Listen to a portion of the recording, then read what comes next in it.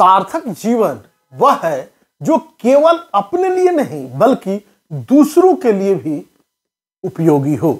नमस्कार, मैं हूं डॉक्टर श्रीपति त्रिपाठी।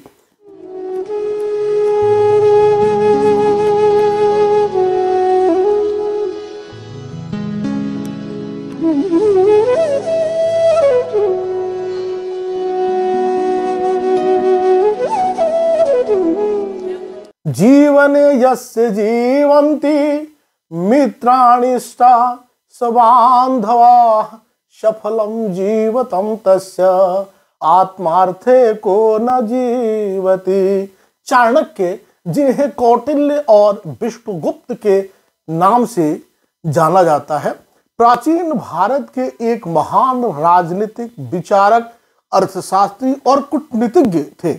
उनके सिद्धांत आज भी प्रेरणादायक हैं और जीवन की सच्ची सफलता को परिभाषित करने में सहायक हैं।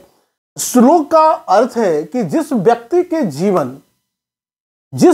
के जीवित रहने से उसके मित्र, प्रियजन और संबंधी भी जीवन का आनंद लेते हैं, उसी का जीवन सफल माना जाता है।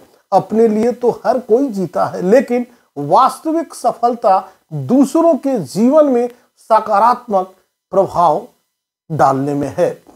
मनुष्य का जीवन केवल अपने सुख, समृद्धि और अस्तित्व तक सीमित नहीं होना चाहिए।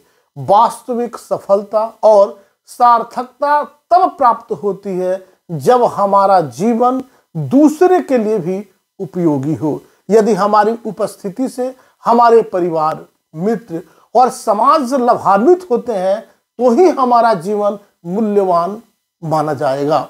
आधुनिक संदर्भ में चाणक्य का विचार यह है कि आज के प्रतिस्पर्धात्मक और स्वार्थपूर्ण समाज में अधिकांश लोग केवल अपनी प्रगति और सफलता के बारे में सोचते हैं, परंतु चाणक्य का यह संदेश हमें सिखाता है कि सच्ची सफलता और सुख केवल स्वयं के लिए नहीं बल्कि समाज और अपनों की भलाई में निहित है।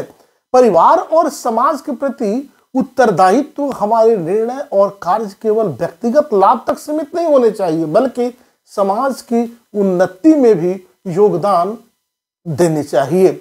सहयोग और परोपकार, दूसरों की सहायता करने से हमारे जीवन का उद्देश्य सार्थक बनता है, सकारात्मक और प्रेरणा का स्रोत बने। हमारा जीवन दूसरे को प्रेरणा देने वाला होना चाहिए जिससे वे भी अपने जीवन में श्रेष्ठ कार्य जितना हो सके कर सकें। सिर्फ अपने लिए जीना एक सामान्य बात है, लेकिन दूसरों के जीवन को समृद्ध बनाना असाधारण है।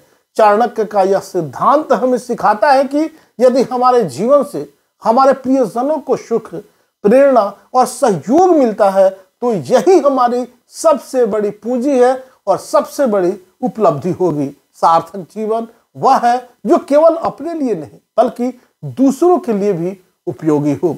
अभी तक आपने इस चैनल को सब्सक्राइब नहीं किया है तो सब्सक्राइब करें, शेयर करें और ज़्यादा से ज़्यादा कमेंट्स करें। नमस्कार, जय श्री कृष्णा, वंदे मातरम।